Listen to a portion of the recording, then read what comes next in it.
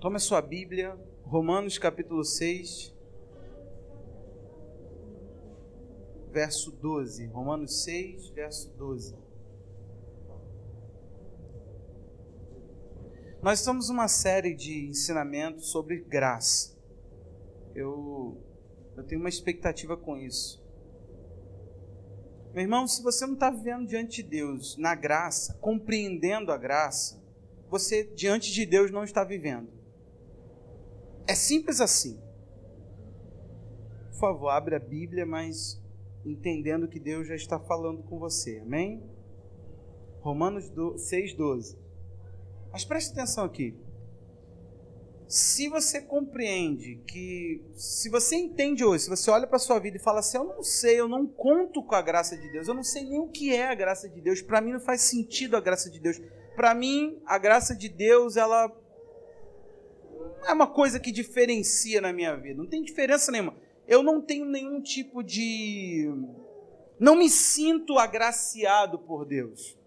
Eu sou uma pessoa que no Evangelho eu faço mais força para ser quem eu sou. Eu até minto, eu sou hipócrita, eu finjo ser quem eu sou.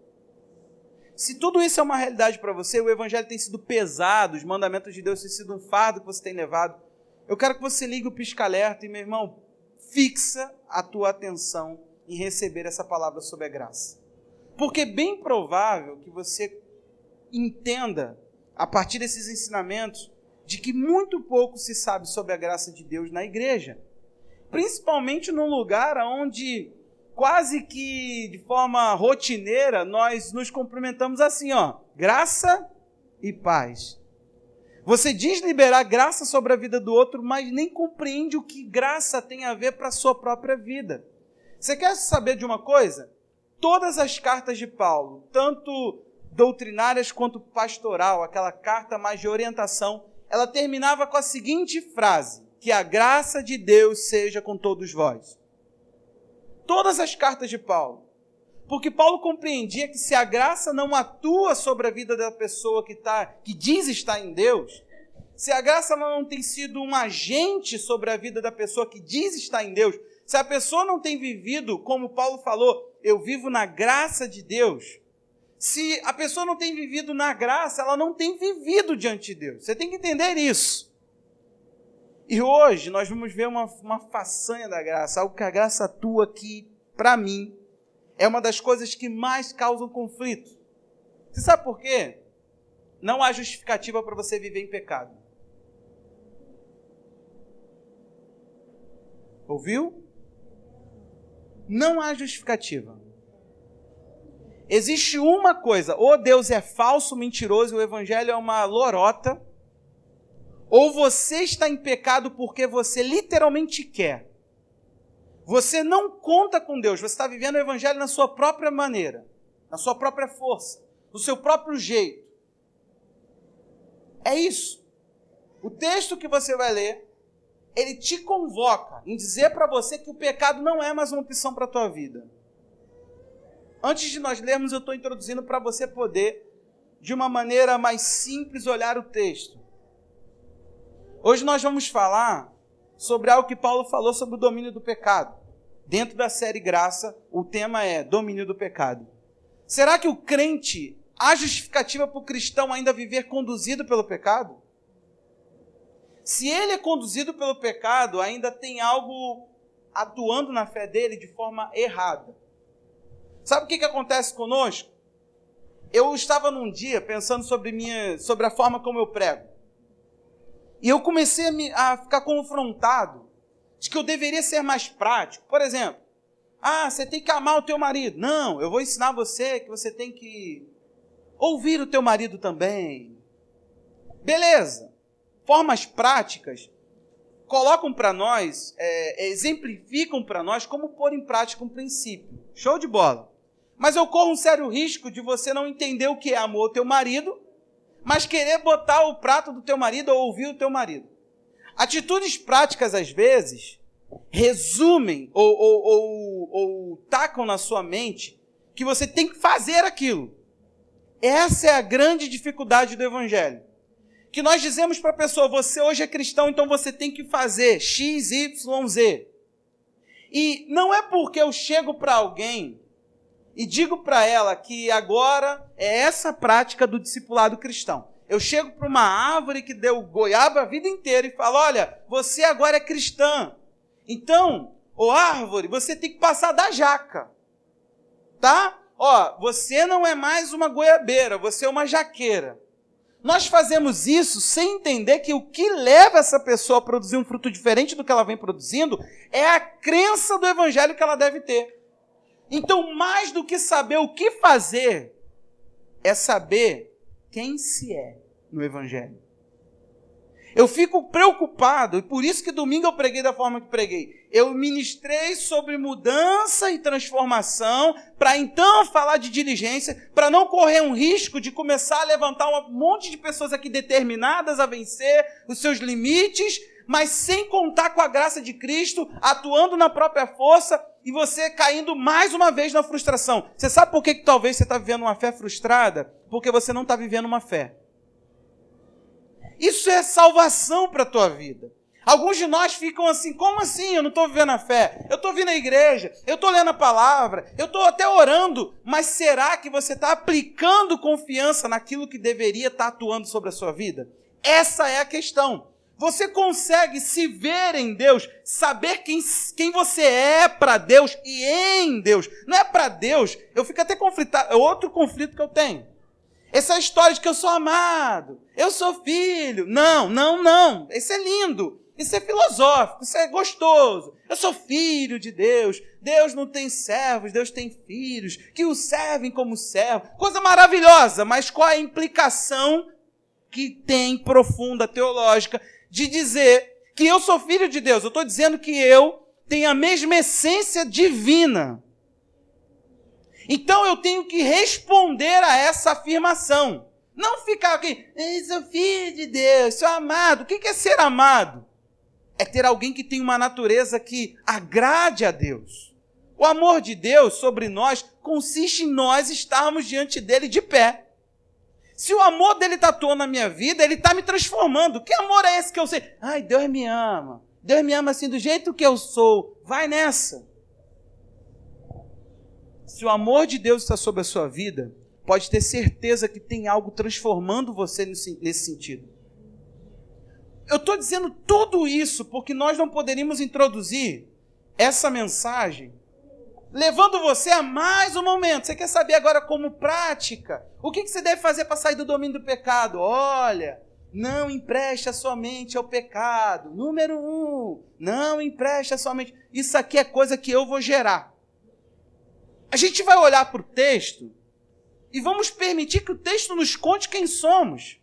E o que você vai fazer quando sair daqui? Eu vou ler literalmente a Bíblia com você hoje. Vou comentar a Bíblia. Você vai sair daqui hoje. Meu Deus, o elemento X ali, gente. Eu vou ler com você a Bíblia. Deixa que quem está tirando, está tirando. Você fica com atenção aqui. Eu vou ler com você a Bíblia e vou comentar. E eu quero que você saia daqui para crer, meu irmão. O que essa fé vai te levar acerca das obras, aí é com ela. Eu te garanto que nunca mais você vai ficar precisando falar, olha, você é cristão, cristão pensa diferente. Cristão vê novela? Ah, não sei, cristão vê novela? Vamos pensar, cristão vê novela? Eu ensino a você, olha aqui para mim, se cristão vê novela. Aí daqui a pouco eu vou para outro ponto. Cristão bota piercing? Ah, não sei. Vamos conversar se cristão bota piercing. Enquanto a gente está nessa palhaçada de ficar tratando questão por questão, a gente não está tratando o que se tem que tratar. O porquê que um cristão quer dar frutos diferentes do que ele deveria estar dando. Aí, por isso que a gente tem que ficar podando frutos que aparecem. É mesmo? Você quer ir no Rock in Rio? Ah, deixa eu podar você, porque isso não é coisa de cristão. É mesmo? Você quer fazer sexo? Deixa eu podar você. Essas podas, elas só estão acontecendo porque na raiz não se transforma. Eu não sei você, meu irmão, mas eu creio em mudança. Eu creio. E olha o que está escrito no texto. Romanos 6, 12 a 14, diz assim, eu estou lendo do 12 a 14, que é um discurso que já está no seu meio, mas não altera nem um pouco, até porque nós comentaremos muito Romanos, então a gente vai interligar esse texto a todo o detalhe que está aqui, tá ok? Vamos lá? Portanto, olha a conclusão onde Paulo chega. Não permitam. Ele disse, eu sei que você não consegue vencer o pecado, não é isso que está escrito aí? Não, ele está virando para você e dizendo, não permita que o pecado reine em seu corpo mortal, fazendo com que vocês obedeçam às suas paixões. Quem permite que o pecado reine sobre a vida da pessoa? Você. Não é Satanás, deixa o diabo hoje quieto, é folga dele hoje, nós não vamos falar das ações dele, nós vamos falar das suas. É você que está querendo esse pecado. É você que está indo para ele. É você que está permitindo ele na sua vida. Ponto. A gente precisa entender de uma vez por todas, isso aqui que é a Bíblia prática. Pronto. Se a gente quer praticidade, aprenda uma coisa. Você permite o pecado na sua vida e ponto. Seguindo. Também, não ofereçam, ou seja, quem oferece os membros do corpo ao pecado, nós, como instrumentos de injustiça, mas como pessoas que passaram da morte para a vida, aí que está a questão. Aconteceu isso com você? Você saiu da morte e entrou na vida? Aí ele diz, olha o que deve acontecer a partir disso. Ofereçam a si mesmos a Deus e ofereçam os seus membros a Deus como instrumento de justiça. Porque o pecado não terá domínio sobre vocês, pois vocês não estão debaixo da lei e sim da graça. Pois o pecado não terá domínio sobre vocês, pois vocês não estão debaixo da lei, e sim da graça. Pois o pecado não terá domínio sobre vocês, pois vocês não estão debaixo da lei, mas sim da graça. Pois o pecado não terá domínio sobre vocês. Se não é para ter domínio, não é para ter domínio. Aí entra uma questão, só que a gente está acostumado, né? Eu já fui em muitos lugares, já ouvi muita gente pregando, a gente olha a Bíblia, a gente não quer o que a Bíblia diz, a gente quer o que o pregador vai dizer depois. Aí eu chego aqui e falo, o pecado não é mais é um acidente, não é uma prática na vida do cristão. Então, meu irmão, cuidado, você talvez está zelando, a gente começa a fazer lorota e esquece que a instrução é radical.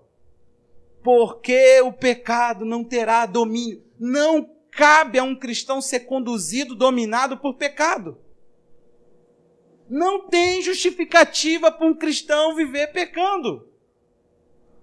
Olha o que diz na outra versão, a NVT, o verso 14. Se você quiser comparar, olha aí sua Bíblia para a gente comparar aqui. Versão NVT, nova versão transformadora. Olha aí. O pecado não é mais seu senhor, pois vocês já não vivem sob a lei, mas sob a graça. O pecado não manda mais em você. Eu quero te mostrar essa cara do pecado. Porque sabe o que acontece? Ainda que nós permitimos o pecado é semelhante a uma frase sobre hábito que eu amo, que diz o seguinte: hoje você faz os hábitos, amanhã os hábitos te fazem. Hoje eu começo pecando, amanhã o pecado vive em mim. Você vai entender que o pecado, ele começa a ficar tão descontrolado para nós, que ele passa a fazer em nós aquilo que não presta. O pecado tem uma certa autonomia em você. Esse tal do descontrole que nós pregamos, que toda vez que você fala, eu estou descontrolado nesse sentido, você não está descontrolado. É o pecado que já te conduziu. O pecado, ele não é seu escravo, ele não é seu servo. Suas paixões, elas não te obedecem, você obedece às suas paixões. Você tem que entender que a ordem é o inverso. Hoje eu vou voluntariamente para a cadeia, amanhã a cadeia é o meu habitat natural. Eu costumo dizer que o pecado é assim, é uma sala com ar-condicionado, Netflix, alguém para te servir o que você quiser. Você senta no sofá, você diz que lugar gostoso, cheiroso. De repente cai uma cortina, meu irmão. Mas aí você fala, tá tão gostoso aqui dentro que você se tranca, lá dentro daquela sala. Quando você for ver, a cortina cai e aquilo é uma cela. Começa confortável, mas termina preso. Começa no conforto, mas termina escravo. Começa sendo senhor, mas termina sendo servo. Você tem que entender que o pecado, ele não fará outra forma. Ele é um reinado. O pecado, ele não vai ter sobre a sua vida, você não terá domínio. Não, pastor, eu estou assim, sabe? Eu estou flertando, eu sou casado, mas tem uma mulher me dando mole no WhatsApp. Eu fico assim, né? Mas no fundo, eu não vou fazer nada. A gente pensa que é igual droga. É igual droga. A gente comenta muito aqui sobre isso. Não, eu tenho controle. O cara que bebe e é descontrolado, eu tenho controle. Toda a gente fala que tem controle. Ah, sobre isso, sobre essa sua... Não, esse comportamento que eu tenho, eu sei que está errado, mas eu tenho controle. A hora que eu decidir, eu vou parar. Vai mesmo?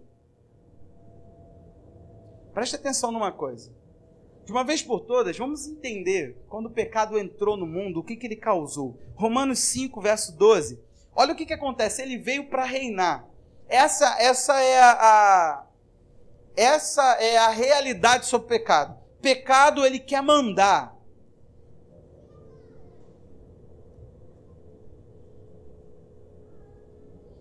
Olha o que acontece. Pecado trouxe até uma companhia, e essa companhia passou a reinar também com o pecado. Vamos ver isso tudo.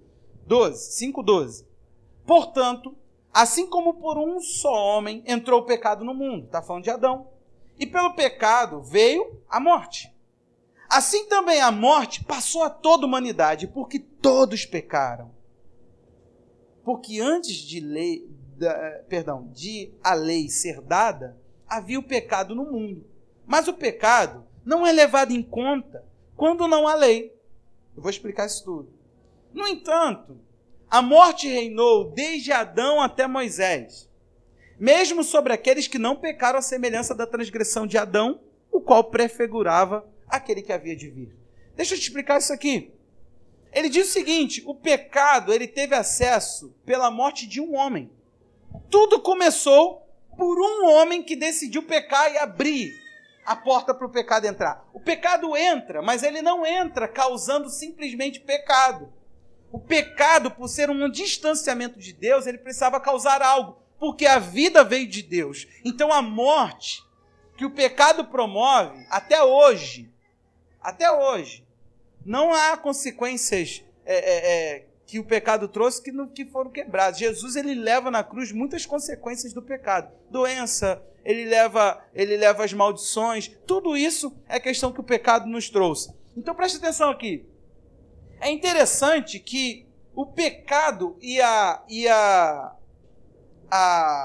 o pecado e a morte, eu estou aqui tentando lembrar, o pecado e a morte, eles reinavam.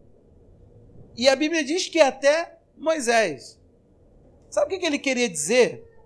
Que antes da lei de Deus ser dada, o que foi a lei de Deus? Um modo, uma tentativa de Deus de mostrar ao homem o pecado.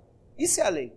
Nós vamos ler depois o capítulo 7 de Romanos. A lei é uma tentativa de Deus de falar assim, eu vou trazer à tona, eu vou te mostrar quem você é. Eu vou te dizer não e você vai querer sim. Eu vou dizer, não adore outros deuses, você vai adorar.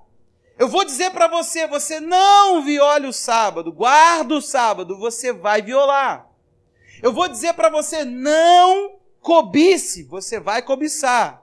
Não adultere, você vai adulterar. O que Deus estava querendo mostrar? Que o pecado, ele não vem pela prática do pecado. O pecado é algo que está dentro do ser humano. É um descontrole de vontades. É uns desejos que estão tortos. São desejos que não se governam, que te governam.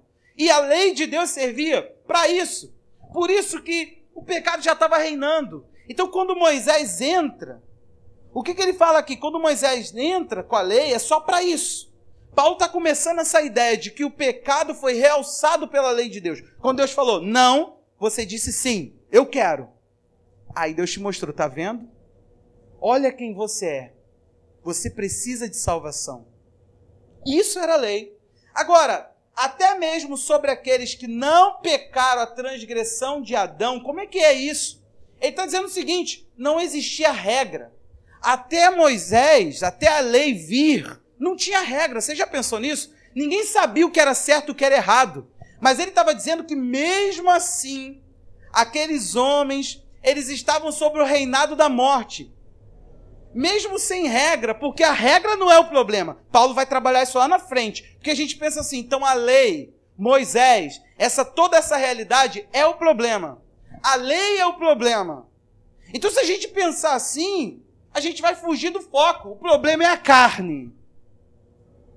O problema é a carne.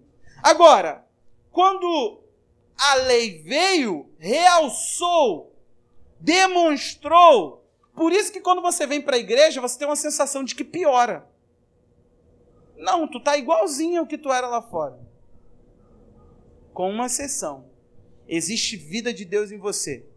Então antes era confortável o pecado, agora é um desconforto. Pode observar. Se você está apaixonado pelo pecado, provavelmente existe um problema muito grave na tua fé. É coisa de discipulado, meu irmão. Não entenda pecado como uma coisa comum. Você sabe o que diz a palavra de Deus? Em 1 João 3, olha aqui para mim. O que é nascido de Deus não vive pecando, pois a semente de Deus está nele. Ele fala que você não pode viver pecando. Não é a sua natureza. A não ser que Deus seja um pecador miserável.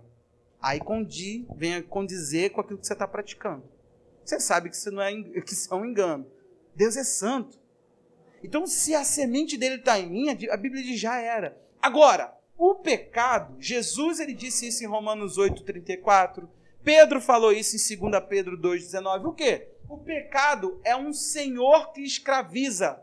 Então, Jesus falou, em verdade te digo, que quem comete pecado, olha só, não é um cara livre para fazer o que se quer, ele é o cara, sabe? Ele não é tapado igual os crentes, não. Ele é servo, escravo, aliás, aqui o termo, escravo do pecado. Pedro está ensinando sobre falsos mestres, lá em 2 Pedro 2,19. Aí sabe o que ele vai fazer? Ele vai dizer que esses falsos mestres prometiam liberdade para as pessoas, mas eles mesmos eram escravos da corrupção. Então como é que eles prometem liberdade se eles também são escravos? Aí sabe o que eles falam? Prometendo-lhes a liberdade quando eles mesmos são escravos da corrupção. Pois aquele que é vencido fica escravo do vencedor. Você está entendendo que tudo que você permite te vencer, meu irmão, flerta mesmo. A mulherzinha está lá te dando confiança, o homem está lá te falando que tu é linda. Fica se envolvendo mesmo com essa palhaçada. Tu vai parar aí com a tua alma toda escrava, bagunçada, e você começa a se sentir no gostosão, né? O bambambam, o cobiçado, o desejado entre as nações. Aí você termina um escravo moribundo. Você termina alguém preso, que não é confiável, que não se deveria se relacionar, que não se deveria estar perto. Isso é o pecado. Não tem como a gente falar que o pecado é uma coisa gostosinha. Porque dentro da igreja falava, se pecado fosse bom, a gente não praticava. Como assim que pecado é bom? Romanos 7, a Bíblia, não é os pregadores, não é os pastores, não é pastor de jovem tentando falar a linguagem da galera, é Romanos, é Paulo dizendo, o pecado, a lei veio para que o pecado se mostrasse excessivamente maligno. O pecado não é bom. O pecado é uma prática que imita a verdadeira. O pecado é uma prática que imita a genuína, a que deveria estar sendo praticada. Se o sexo dentro do casamento é uma bênção, é uma delícia, cumpre o papel, porque conecta dois seres humanos e gera intimidade entre esses seres, ligando um ao outro. Agora imagina por aí, meu irmão, que as pessoas estão praticando sexo como se fosse animal, se cheira e pum, trepam um no outro. Aí sabe o que acontece? Estão se conectando a outro, como fica a alma de uma pessoa assim? Porque se o sexo tem um envolvimento profundo, quando você se relaciona com qualquer um, o que você está fazendo? Você está se ligando a qualquer pessoa. Você quer saber de uma coisa? Segura as paradinhas, porque é isso que a gente está falando. Eu estava ouvindo uma pessoa reclamando que a igreja ela bota as pessoas para casar. Casa, que você quer sexo, você casa. Aqui a gente não prega isso. Nós não pregamos para os jovens ficarem desesperados para casar, porque eles têm que casar porque eles querem sexo. Isso é errado. Isso é errado. Esse descontrole vai virar masturbação dentro do casamento, vai virar adultério, porque a pessoa que tem problema sexual, ela não resolve na cama. Ela não resolve na cama, ela resolve pecando. Porque não se sacia o pecado. O pecado é um descontrole. Ele não tem saciedade. Não entenda um pecador. Ele quer aquilo. Enquanto ele puder ter 2, 3, 4, 5 mulheres, ele vai ter. 3 homens, 2 homens, um homem casado. Ai, que absurdo. Para mim, mulher... Gente, para de santificar o mundo. Para mim, mulher que fica com o esposo do outro não é uma mulher de verdade. É mesmo? Pecador falando, né? E quantas coisas você faz que você não deveria estar fazendo? Para! Você não santifica o incrédulo, o ímpio, o pecador. Não fica... A pessoa não deveria ser assim, corrupto. Nossos políticos, eles são corruptos porque isso está dentro de você. Você é totalmente honesto? Como é que está a energia da tua casa? Se eu for lá, tem a internet, ela é cabeada certinha ou ela é uma malandragem? Então, você é que nem o Lula. A diferença é que ele está preso e você está solto. Eu quero saber se você é honesto. Eu quero saber disso. Porque pecado por pecado, você também está indo para o inferno. Você está dominado por ele. Não tem diferença. Você tem que saber se você realmente saiu do domínio do pecado. Isso é ser crente. É se ver livre. Eu não quero. Eu não quero. A minha opção é eu não ceder para nenhum tipo de governo sobre a minha vida.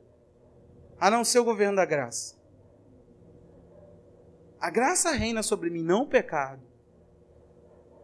Você tem alegria, meu irmão, em dar gentil em tudo. Tudo, tudo. Você é desonesto nas pequenas coisas. Você acha que se você tivesse com milhões na tua frente... Aí não, pastor, duvido. Ser fiel no pouco, sobre muito te colocarei. Jesus vê pouco como escola e lugar de promoção. Ele vê o muito para pessoas que foram testadas no pouco. Se no mínimo você é desonesto... Ah, pastor, eu me conheço. Ah, tá bom. Pega então essa regra de se conhecer, de que você é tão honesto, e para de olhar para o traseiro das mulheres, para de falar mal dos outros. Vai, tenta viver o evangelho assim. Vamos ver se até onde você vai tão justo, tão honesto, tão bom. Não, eu me conheço. Eu não pegaria nos milhões da Petrobras, porque eu sou uma pessoa honesta. Isso eu não aceito. Tá, tudo bem. Você nunca levou vantagem em nada, né? Nunca deu um macetinho, uma coisinha mais barata aqui, um dinheirinho para passar nas vistorias da vida, um negocinho, uma tramóia, nunca. Nunca botou um gatinho lá, pá, nunca, né? Aí você quer que eu acredite na tua moralidade? Eu não acredito na moralidade. Para mim, essa igreja aqui estava no gato, irmão, quando a gente pegou. Essa igreja cultuava a Deus no gato, se você quer saber. Aí você quer achar que eu vou acreditar na tua moralidade? Nós precisamos parar de querer ser seres morais. Não, isso para mim é inaceitável. Tudo para você deveria ser, que é questão pecaminosa, inaceitável. Porque nós temos as nossas regras, as nossas bases morais. Tipo, roubar não. Tinha um cara que falava assim para mim. Eu já aviso a minha mãe. Mãe, o dia que a senhora chegar e ouvir que o seu filho foi pego num esquema de corrupção, mãe, por 10, 20 mil, é mentira, mãe. A senhora fica do meu lado. Agora, o dia que falar da casa dos milhões, tipo, conta no exterior, fui eu. Porque se é para roubar, eu vou roubar muito. Entendeu? Essas moralidades, tipo, manteiga eu nunca roubarei.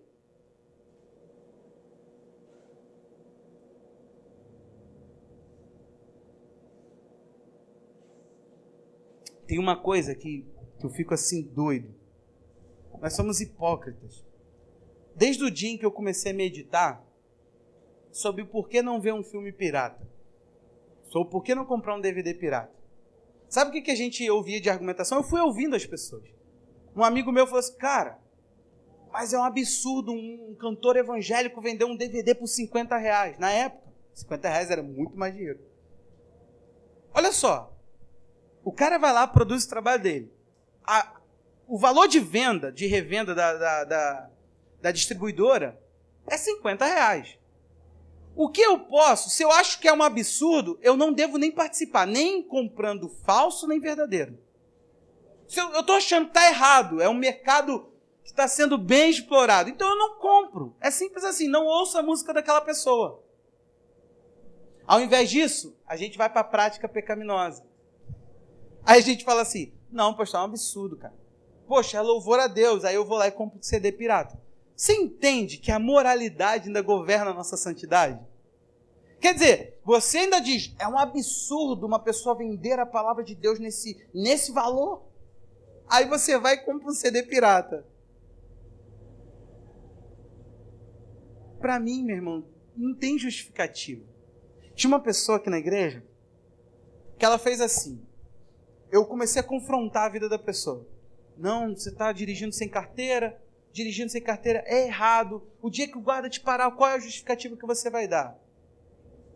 Eu falei, e aí, vai molhar a mão para... Pô, não, pastor, eu vou sair desse erro. Tirou a carteira de motorista, comprou uma moto. Aí ficou ilegal na moto. O homem não me... Gente, e hoje não está na igreja. O homem não pode andar com Deus sendo moral, porque a tua moralidade já está estabelecida nos teus valores. E nos teus valores existem jeitos. Pastor, também vou pagar a luz? Que absurdo, irmão. Corta a energia. Cozinha na lenha. Roubar não pode. Deixa sem luz. Salga a carne, lembra? Faz a prática dos antigos. Quiser banho quente? Na lenha. Gato não. Você está saqueando, você está roubando igual os que nos roubam, só que a gente paga, né? Eles roubam a gente nos valores. Mas você entende a questão? A gente fica tentando fazer, dar jeito em tudo. Para de ser moral. Moralidade não é cristianismo. Não, isso eu não faço. Falar mal dos outros eu não falo. Mas mentir eu minto. Isso não é santidade, gente. E cristianismo não tem a ver com isso. Cristianismo não tem a ver com isso. Há muito tempo que eu estou lamentando porque a igreja se transformou em um lugar de ficar dando instruções toscas. Você é cristão, você não pode fazer isso. Você é cristão, você não pode fazer aquilo. E as pessoas brincando, os pastores infartando, porque eles ficam daqui falando, poxa, como é que eu consigo e o outro não consegue? E eu sei que não é mérito em mim, está em Deus. E por que o outro pode? E como é isso? E os pastores infartam. Porque a pessoa é séria com Deus, sabe? Só está aqui, meu irmão. Me beija, daqui a pouco me tenta tirar 10 pessoas e montar uma igreja. Isso que é essas coisas que estão dentro de igreja. E detalhe, isso dá um certo, sabia? Que essas pessoas vão e às vezes a igreja cresce, sabe? Que é coisa ruim que está se procurando, né? Mas sabe o que acontece? Quando a gente começa a olhar vocês, eu só entendo uma coisa, meu irmão. Devem ter te tacado um monte de bagulho de moralidade no teu pescoço. Vai, carrega esses pesos aí. Você está cheio de fardo do evangelho e não carregando uma vírgula disso. Sabe qual é a realidade? Eu estou te falando tudo isso para te mostrar, para te frustrar de vez. Você é corrupto sim, ou tem potencial de ser. Você mente sim. Você mente quando aperta você. Algum lugar aqui você vai se encontrar, tá? Você fala fofoca. Quando você talvez está competindo com alguém, você fala mal para se satisfazer, sim. Você julga. Às vezes você olha a pessoa, tira conclusões e acabou. Você odeia a pessoa, quer espalhar boatos da pessoa. Você faz divisão sim, você gosta lado A contra lado B. Aqui, Noemi, só para nós que eu vou te contar um negócio, sabe, da Kátia, mas é pra gente orar. A Kátia, acho que ela não tem problema contigo. Eu já vi a Kátia te olhando estranho, sabe? Foi aquele, eu vi. Assim, mas amiga, vamos orar, porque né, a igreja é uma coisa de Deus, a gente tem que andar junto, igual irmãos. Só que aí, meu irmão, a Noemi recebeu a tua semente do mal. Ela não vai orar coisa nenhuma e nem você, seu hipócrita. Sabe o que vai acontecer? A Noemi vai chegar em casa e vai contar pro Beto. A Kátia me olha torto. Daqui a pouco o Beto está olhando pro Anselmo torto. Aí daqui a pouco alguém... Aí tem os conselheiros de plantão que fica assim, ó. Existe uma tensão entre este grupo. E aí, Noemi, que dia que a gente vai marcar aquele caldo? O caldo do capeta, meu irmão. Porque aí senta o guisado de Jacó. Aquele lugar onde tu vende tudo, até se vende. Aí o guisado do capeta é o seguinte, Noemi, assim, cá pra nós, amigo, eu tô percebendo que você com a família da Kátia, aí já é família, o Diogo entrou nessa. Gente, o Diogo, meu Deus, difícil chatear. Olha, eu percebi que o Diogo, a família da Kátia, vocês não... Sei lá, ela não olha pra mim direito e uma pessoa veio... Ó, cá pra nós, não comenta não, mas uma pessoa comentou que ela tem um problema comigo. A Kátia, meu irmão, só estava com dor de barriga naquele dia, olhou torto para Noemi. Só foi isso que aconteceu. Só que, fala sério, eu estou falando besteira aqui, gente?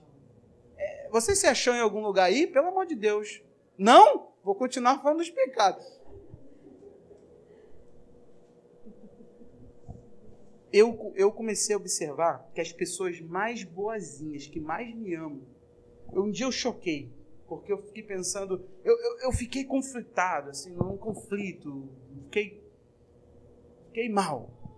Pensando assim, gente, como é que essa pessoa diz me amar e pode ser tão perversa comigo assim?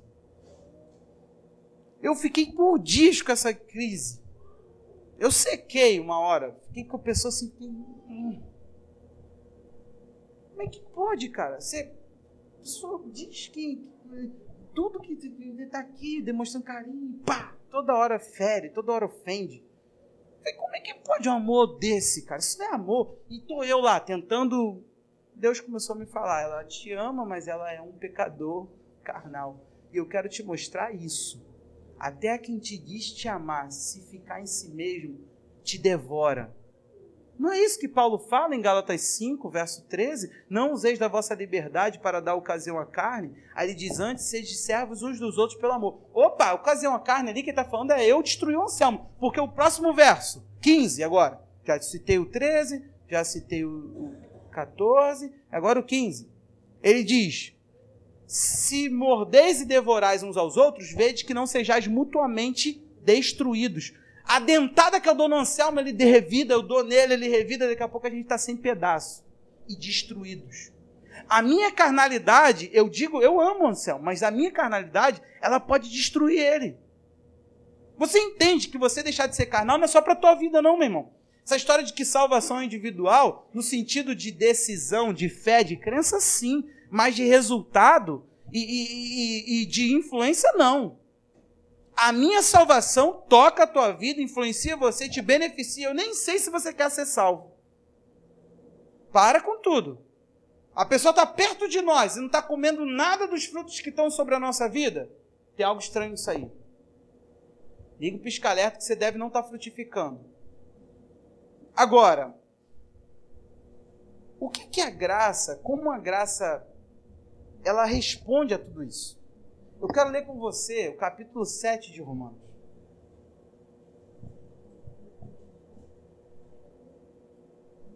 Esse livro, se eu fosse você, eu não ignorava o conteúdo de Romanos. A carta aos Romanos, ela é para ser lida várias vezes, do 1 ao 8.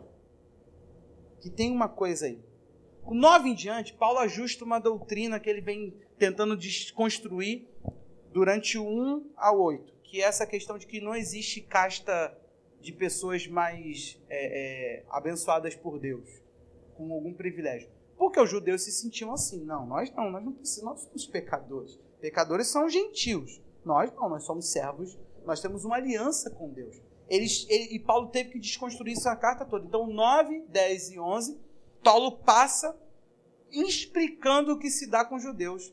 Por que Deus voltou com fúria, com amor, com paixão para os gentios. Sempre foi projeto de Deus, tá? O projeto de Deus era que a nação de Israel se tornasse um celeiro do evangelho e isso fosse para as nações da terra. Era a questão. O reino foi levado a eles para que eles o propagassem. Eles não quiseram. Paulo fala isso em capítulo 3 de Romanos. Eles tiveram a vantagem de ter primeiro o evangelho para eles, para então eles propagarem. Já pensou? Deus falar, eu te dei o benefício de ser o primogênito disso. Olha que coisa deliciosa. E eles disseram assim, tô nem aí. Foi isso que os judeus fizeram. Olha o 7, vamos lá? Ou vocês não sabem, percebe que o 7 começa como se ele estivesse ainda falando do 6, né?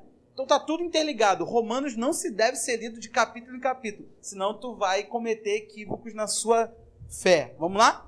Ou vocês não sabem, irmãos, pois falo aos que conhecem a lei, que a lei tem domínio sobre uma pessoa apenas enquanto ela está viva. Ou seja, para que é a lei? Para dar sentido, para dar regras, determinações, limites para alguém que vive. Né? Eu sei que no Brasil, por exemplo, não existe pena de morte para meu erro. Então eu sei que se eu cometo um erro, a lei ela vai me dar a regra. O que eles vão fazer comigo? Eles não podem fazer o que quiser. Eles não podem me enforcar no Brasil. É contrário à lei. Entendeu aí? Amém? Você entendeu o que é uma lei? A lei te rege enquanto você está vivo. Mas vamos lá. Aí ele vai dar exemplo aqui de um casamento. Ó, por exemplo, a mulher casada está ligada pela lei ao seu marido enquanto ele vive. Não é verdade? Não é que até a morte separe? Ele vai usar esse exemplo. Ó, é um exemplo. Mas, se o marido morrer, ela fica livre da lei conjugal.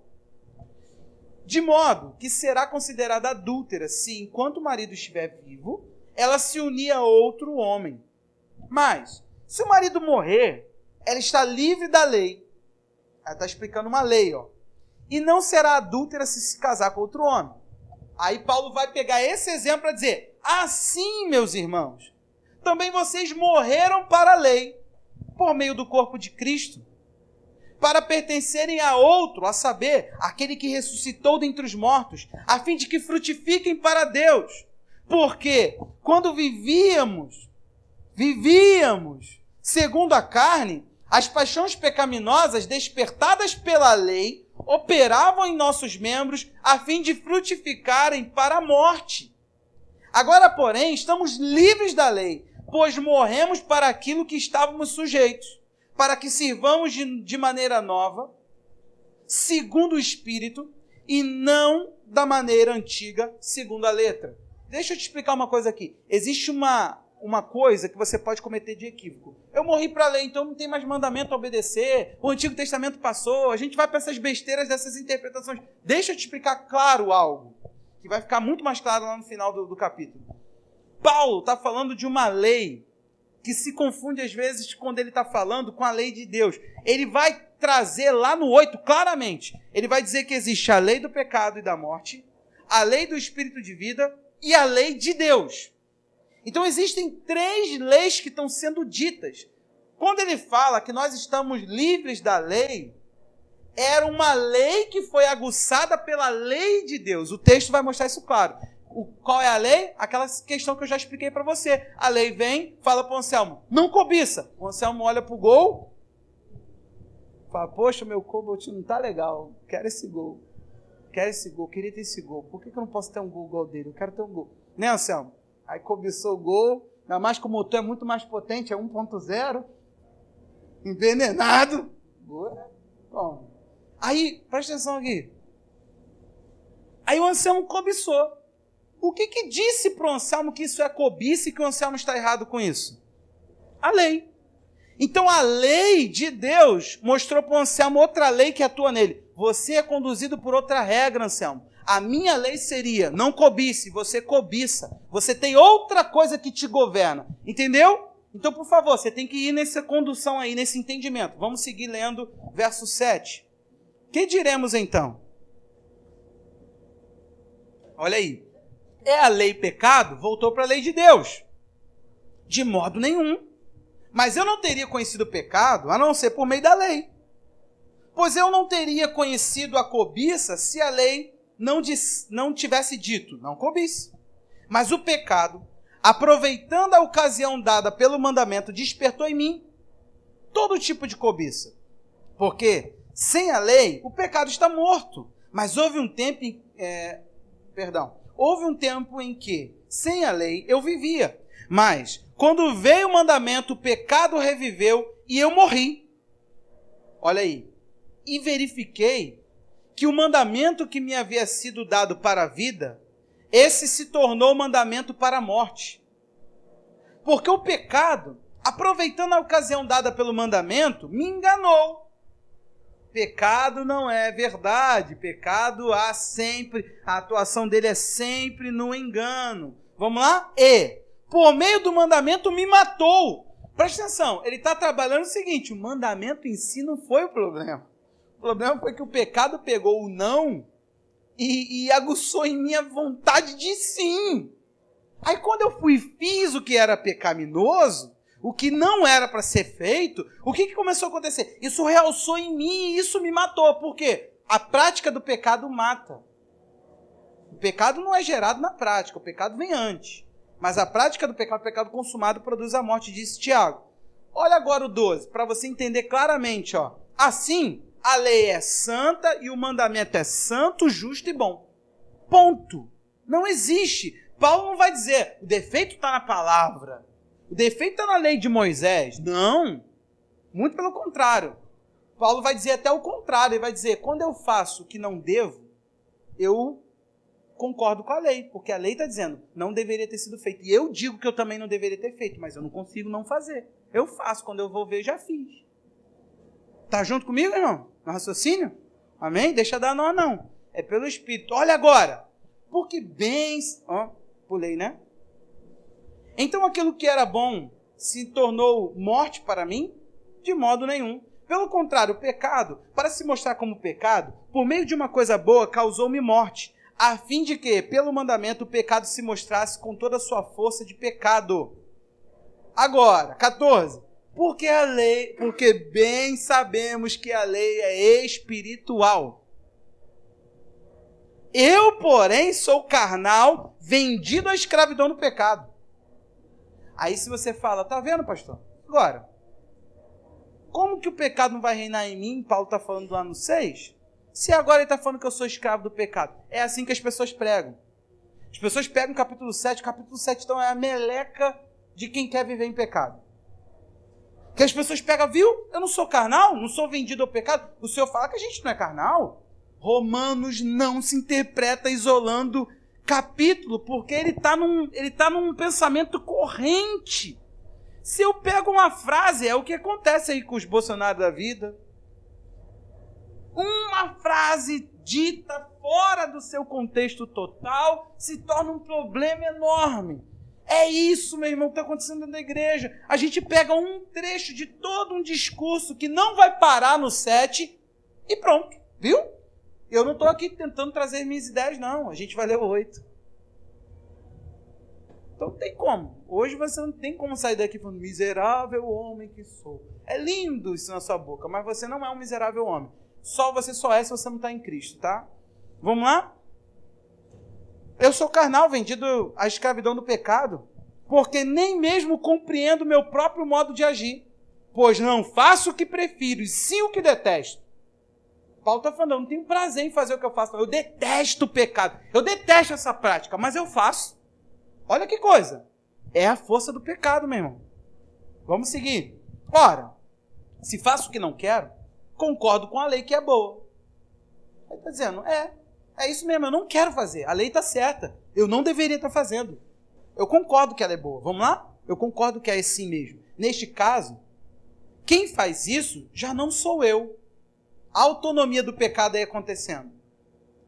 Mas o pecado que habita em mim, na minha carne, não em mim, na minha carne, ele explica, ele posiciona, não mora em mim, mora na minha carne. Não habita bem nenhum, Pois o querer o bem está em mim, mas não o realizá-lo. Pelo amor de Deus, você que é moral, acho que você deveria confessar esse texto 1 ano.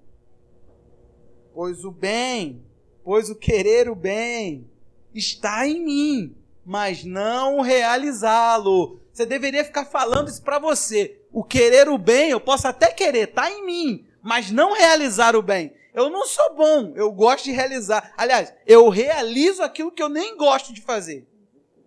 É a autonomia do pecado, irmão. É a autonomia do pecado. Verso 18 eu estou. É a autonomia do pecado. 19. Pois não faço o bem que eu quero, mas o mal que eu não quero, esse eu faço. Não é assim? 20. Mas, se faço o que não quero, já não sou eu quem faz, e sim o pecado que habita em mim. De novo. Será que esse não é a tua vida? Será que esse texto não te descreve? Eu acredito que você quer muita coisa que é boa. Mas aí você vira, olha para si mesmo e fala assim, pastor, não está em mim realizar. Não consigo. Não dá, pastor. Eu até quero. Quero viver uma vida melhor, quero crescer, quero se santificar. Eu quero viver uma vida reta diante de Deus, mas não dá, pastor. Olha o que ele vai concluir com base nisso. Assim, encontro esta lei. Aí, ó. Encontro esta lei. Já não é a lei de Deus. Ó. Quando quero fazer o bem, o mal reside em mim. Porque, segundo o homem interior, lá no fundo do meu ser, eu tenho prazer na lei de Deus. Mas vejo nos meus membros outra lei que, guerreando contra a lei da minha mente, me faz prisioneiro da lei, do pecado que está nos meus membros. Meu irmão, ele achou uma lei aguçada pela lei de Deus. Ele está falando, lá no fundo eu tenho prazer na lei de Deus, eu não tenho prazer. Mas eu acho outra lei que guerreia nos meus membros. Uma lei que me conduz, que me rege. E eu não estou querendo simplesmente ela. Eu não estou querendo ela. Só que ela me leva, pastor. Tá aqui sua resposta, meu irmão. Eu vou dizer, mas eu não consigo. É, isso aí, Paulo está falando isso também. Só que o Evangelho responde a isso. O Evangelho tem proposta para isso. Aí ele diz, miserável homem, quem sou? Que sou? Quem me livrará do corpo desta morte? É uma pergunta. Quem me livra desse corpo preso à morte? Quem me livra desse corpo corruptível? Esse corpo que tem prazer na lei do pecado. Aí ele termina o texto. Isso aqui é bonito. Todo mundo fala que é miserável homem.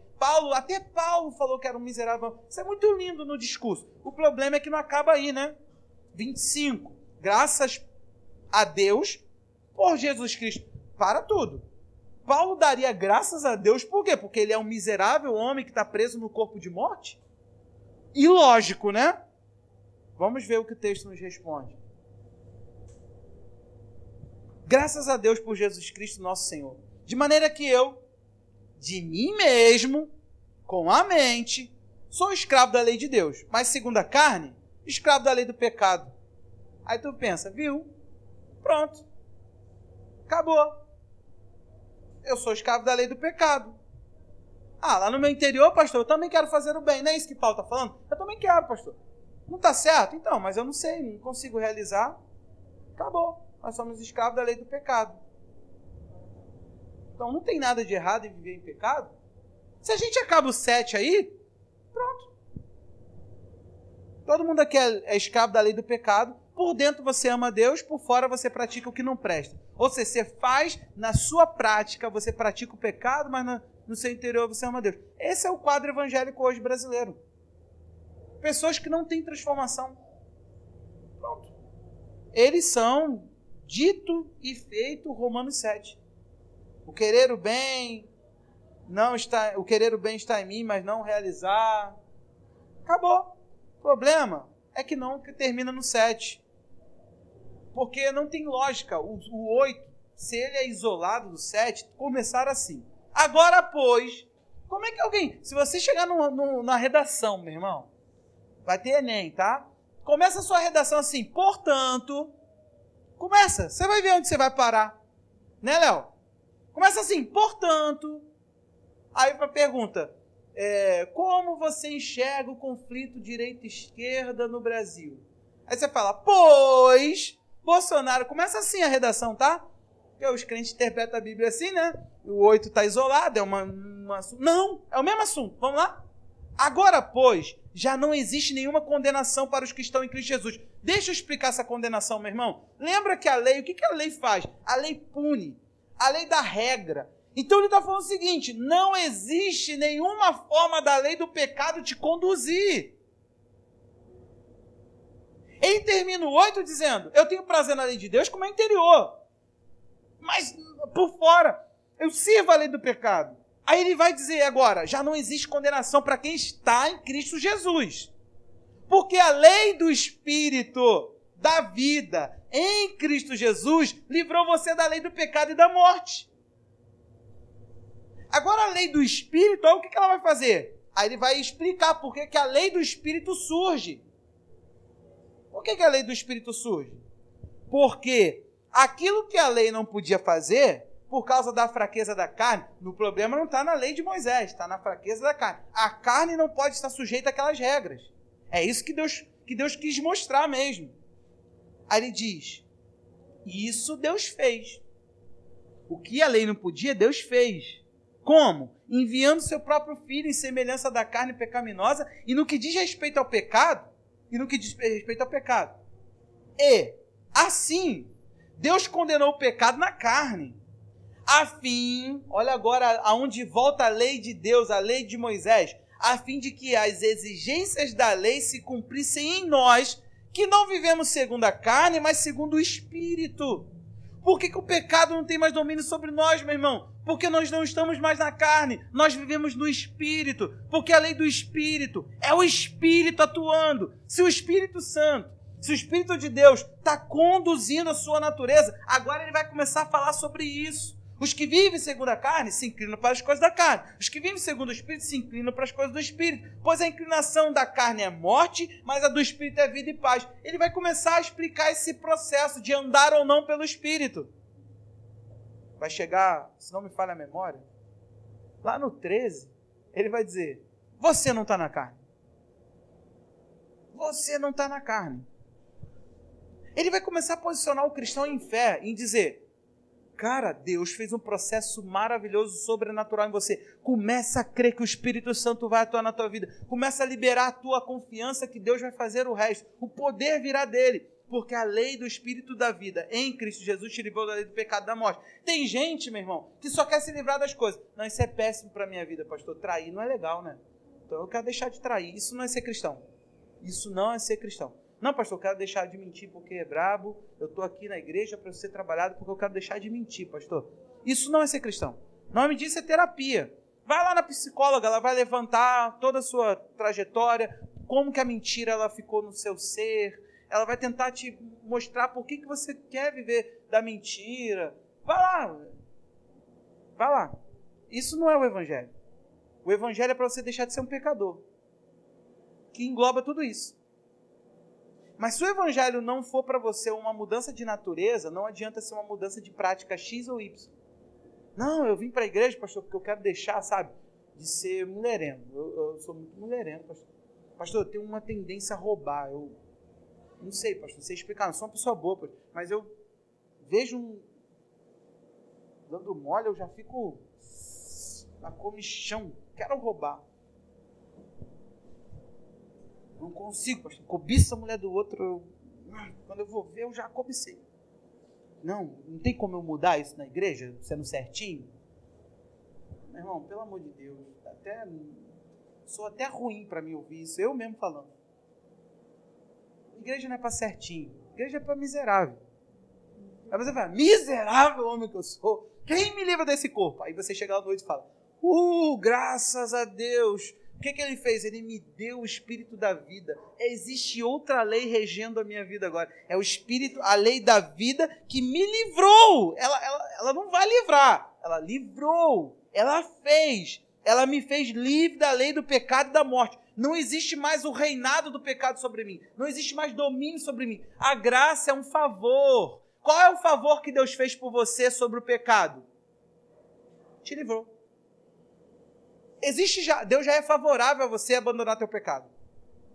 Mas você não pode crer nisso, né? Aí vamos às práticas. Olha, você não pode olhar a mulher, tá? Quando a mulher passar, irmão, você que tem esse problema, você olha a primeira vez, foi acidente. Só não olha a segunda, porque a conferência já é o pecado. A gente vai ficar nessas palhaçadas.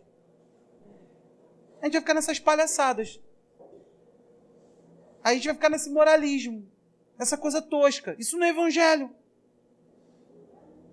Olha, uma mentirinha do bem, sabe? Pastor, então a esposa falou, tô gorda? Tá horrível. O pastor falou que não pode mentir. Você não vai chegar e falar, você tá magra. E se a tua esposa está esperando ouvir isso, depois dela mesmo saber que não tá magra, ela tá doida. Os dois estão precisando de ajuda, tá?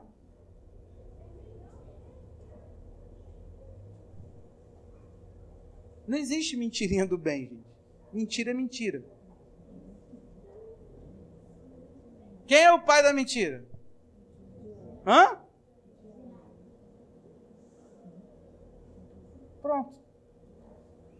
Você sabia que quem mente, essa mentirinha do bem, a Bíblia diz que mentirosos serão tacados no lago de fogo. Você sabe que o inferno não é o último estado do homem. Você sabia disso? Quem sabia? Eu sempre digo que nesse sentido não há nada tão ruim que não possa piorar. A Bíblia diz que o inferno, o falso profeta, a besta, vão ser pegos e vão ser jogados, lançados no lago de fogo. Então o lago de fogo é que é o destino eterno, não é o inferno não. O inferno é passageiro, transitório. O lago de fogo que é o último. Aí diz a Bíblia que os mentirosos foram catados e jogados no lago de fogo. Você vê como é que... Não, é só uma mentirinha do bem, pastor. Estou em casa não. Mãe mentindo. Pai mentindo. Eu vou falar, pastor. Minha filha, não é mentir. Se eu falo que eu estou em casa, eu ia ter que atender.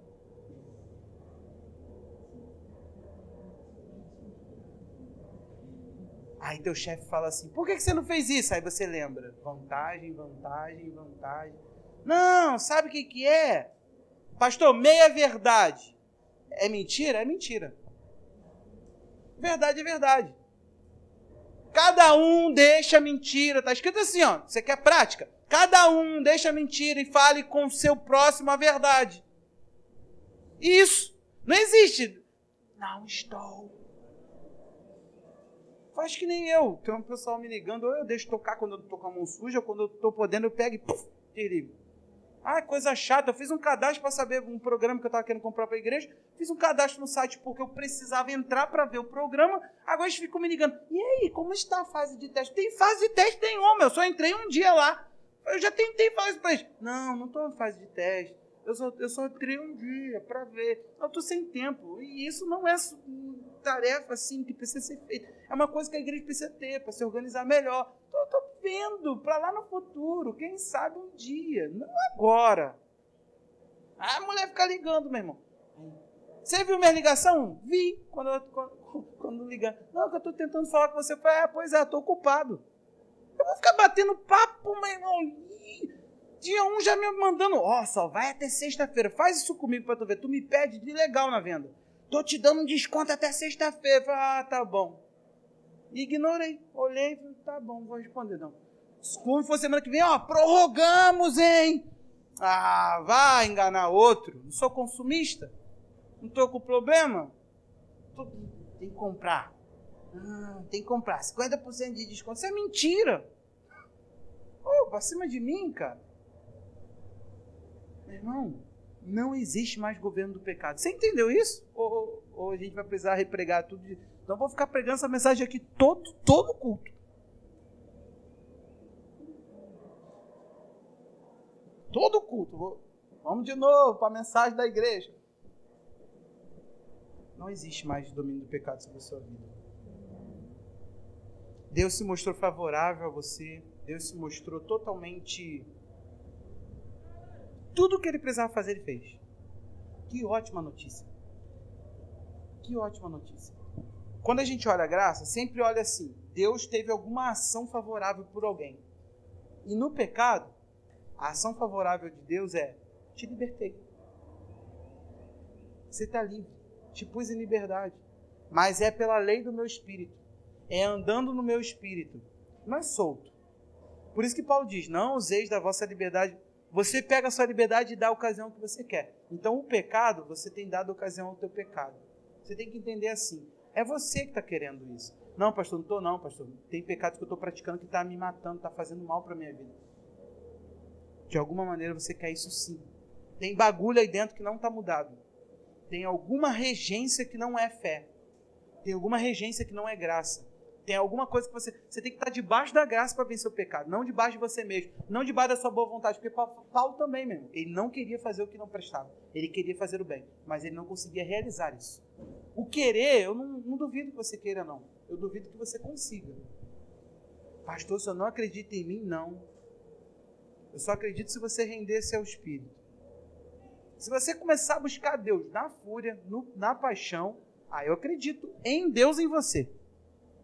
Do contrário, nem eu, nem vocês. Ninguém aqui deve confiar em si mesmo. Você vai viver sabendo que deve.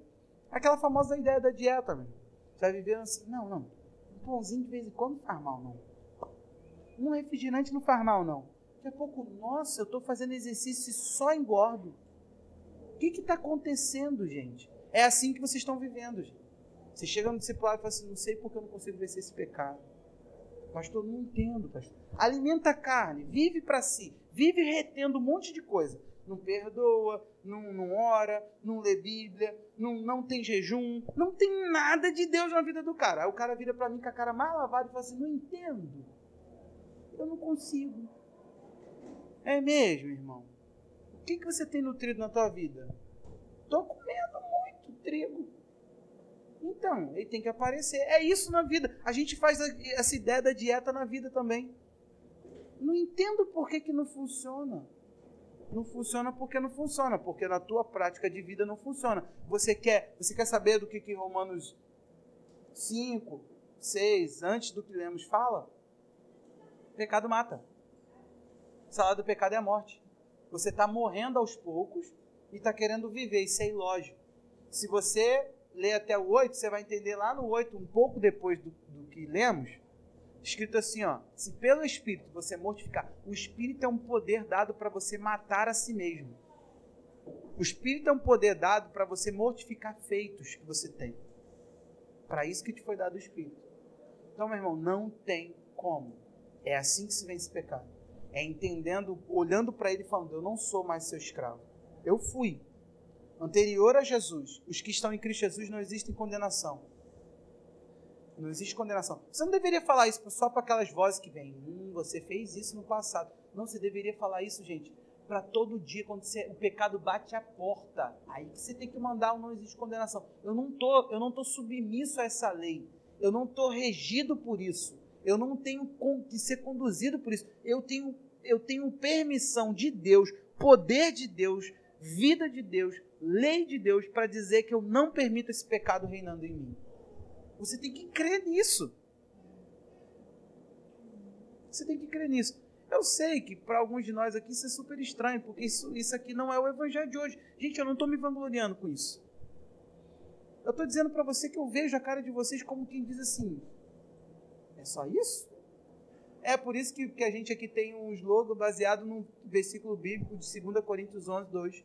Paulo diz que zela pela igreja, com zelo de Deus, parará, porque ele teme que assim como a serpente corrompeu Eva, né, foi lá e falou besteira para Eva, assim o vosso sentido seja atrapalhado por ela e você se aparte da pureza e simplicidade devida a Cristo. Ele não falou complexidade. Jesus é muito simples. O problema é que a religião que nós vivemos, chamada cristã, isso não é o cristianismo. Essa religião cristã, ela está bagunçando, ela está criando uma religião em torno de Jesus. Jesus não é religião, Jesus é um cara, uma pessoa, um homem que viveu, que é filho de Deus, que agora se tornou o esposo da igreja, que agora se tornou a nossa imagem, a pessoa que nós imitamos, a pessoa que devemos ser, a pessoa que devemos nos tornar. Ele, uma pessoa, um gente, como eu falei no domingo, um homem que viveu, que incorporou a divindade e o homem num ser só. E falou, é isso que eu quero de vocês. Eu vou fazer vocês nascerem de novo para vocês se tornarem isso aqui, uma nova criatura. Nova criatura. Soa para você agora familiar? Por isso que para quem é novo, o velho passa. Porque não é meio novo, é nova criatura. Então, meu irmão, por favor, sai daqui para bagunçar Satanás. De vez parar com essa ideia de um monte de bagulho na tua mente, vai nascer de novo. A Bíblia diz que agora está posto machado à árvore. Se não der fruto, porque não tem justificativa mais. Agora não tem. Antes tinha. A lei era braba. Mas a graça, ela abriu umas portas de muita riqueza. Quando Paulo diz que a graça é um lugar de muita riqueza, as insondáveis riquezas de Deus, graça, eu digo para você que a gente pensa saber muito. Acho que nunca mais você vai dar graça e paz para alguém com o mesmo sentido, né? E aí, irmão? Graça e paz. Graça e paz? Tem que entender que quando você está liberando, você está falando condição de Deus sobre a tua vida. Por isso que Paulo sempre falou, graça e paz a vós outros. Chega no final, você quer ler comigo? Ó, vou aleatório. Gálatas 6. Aleatório, hein? Aleatório. Gálatas 6.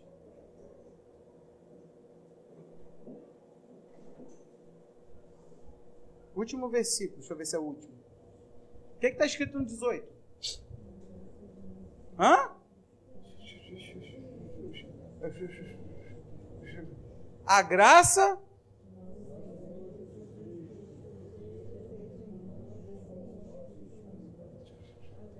Efésios 6. Aleatório. 24. Aleatório, hein? Estou indo aleatório. A graça esteja com todos os que amam sinceramente nosso Senhor Jesus Cristo. Será que é coincidência? Filipenses 4. Deixa eu ver qual é o último verso. 23. A graça do Senhor Jesus Cristo esteja com o espírito de vocês. E Colossenses, para terminar. 4, 18. Ih, não é, errei. Ah, não. Olha o final. A graça esteja com vocês. Você acha que Paulo falava isso o quê? Final de culto? E todos digam, será que é isso? A graça seja. O nosso slogan, vamos gritar. A graça seja com todos vós. Será que Paulo falava isso assim, automático? Ele sabia, vocês não podem agir em nada do que eu estou dizendo se a graça não estiver com você. Meu irmão, segue vendo, é porque vai ficar engraçado, mas Tessalonicenses, Tito, Timóteo, Filemão, a graça. E ainda chega Hebreus, que não é Paulo, tá? Não foi Paulo que escreveu. Não se sabe quem, mas Paulo não foi. Existem muitos dados ali na carta que concluem que Paulo não foi. E sabe como é que termina Hebreus? A graça seja com todos vocês. Será à toa, meu? Descubra um lugar chamado graça. Você vai ver Deus muito favorável para a tua vida. E você vai ver transformações profundas na tua história. Amém?